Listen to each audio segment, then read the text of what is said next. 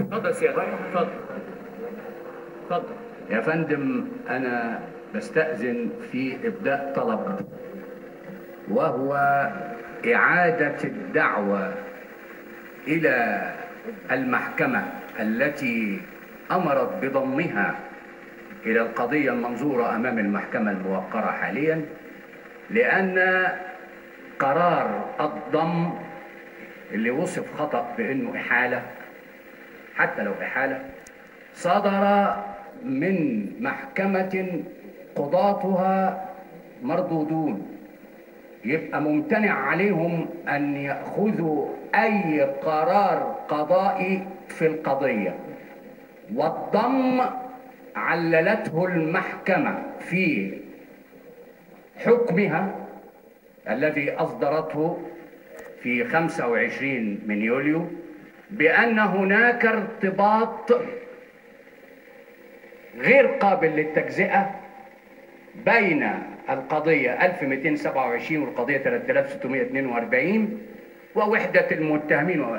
الارتباط ده مصطلح قانوني، ومحكمة النقض استقر قضاؤها على أن تقدير الارتباط مسألة موضوعية تقدرها محكمة الموضوع، ومحكمة الموضوع التي أصدرت هذا القرار يمتنع عليها أن تصدر أي عمل في هذه القضية. ليه؟ مردودين ولم يحكم في طلب الرد بعد. وأنا يا فندم الكلمتين دول كتبتهم في مذكرة، لكن طبعا ليا طلبات أخرى عندما يستقيم نظر الدعوة.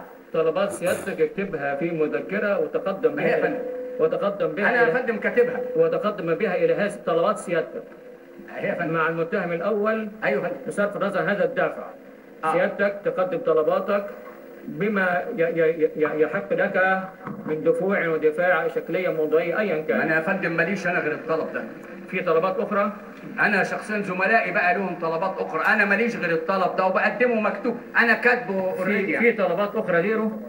ما هو زملائي يا فندم بالنسبة لسيادتك أنا يعني أيوه سيادتك ليك طلبات أخرى لهذا الطلب؟ ما إحنا فريق يا فندم. لا أنا شخصيا ماليش طلبات. اثبت يا أستاذ. والأستاذ الحاضر مع المتهم الأول قرر.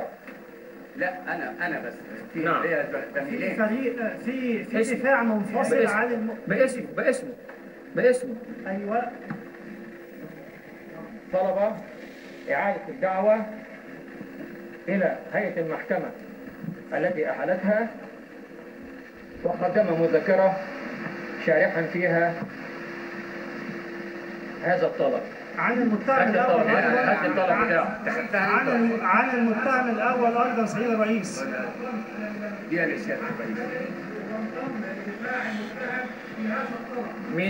مين تاني حضر مع المتهم الأول؟ عن المتهم الأول أيضا مين حضر مع المتهم الأول؟ عصام البطاوي سعادة الرئيس. نعم. ما احنا مش عارفين نتكلم. اتفضل يا أستاذ، اتفضل يا أستاذ. عن المتهم الأول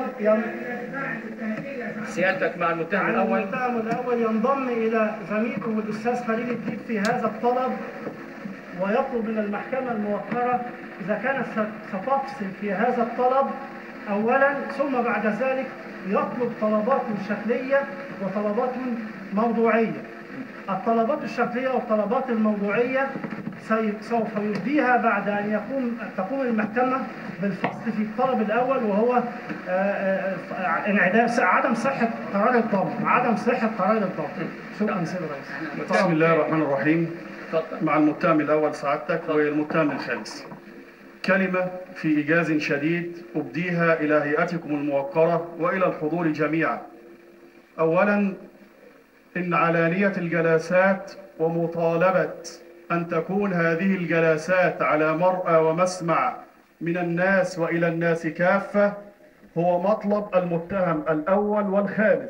طلبات سيادتك ونادوا بذلك. طلبات سيادتك. هذا يتعلق بالطلب الذي سأطلبه سيد الرئيس. تفضل. الأمر الآخر وهو ما قالت به هيئتكم الموقرة أن تكون الطلبات مكتوبة. نعم. سنفعل ذلك، ولكن سنعرض هذه الطلبات وبإيجاز شديد غير الكتابة علانية على مرأى ومسمع من الجميع، حتى يعلم القاصي والداني أن المتهم الأول حبيب العدلي وأن المتهم الخامس إسماعيل الشاعر ليس لهم ثمة صلة بإطلاق النار على المتظاهرين وأنهم براء من هذه يا الدعوة. أستاذ ده موضوع، ده كان في الموضوع. ده في الطلب سعادتك التالي، إن إحنا هتكون طلباتنا سعادتك شفوية نبديها أمام هيئتكم الموقرة. مفيش مانع، اتفضل. في طلبات سعادتك بنضم إلى السيد الزميل الأول والثاني. اسمك.